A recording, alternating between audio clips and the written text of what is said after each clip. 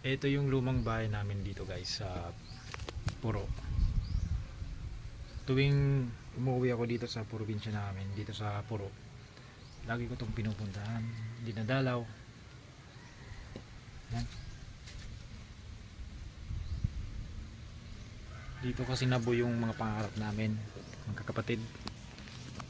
Ang daming masasaya at malulungkot na alaala ang nangyari dito. Nagkatrabaho pa ako sa mall. Ito yung inuwian ko. Sobrang malayo kasi ito eh. Umuwi ako gabi-gabi, madilim, putik, yung daanan. Ay. Ito yung likod.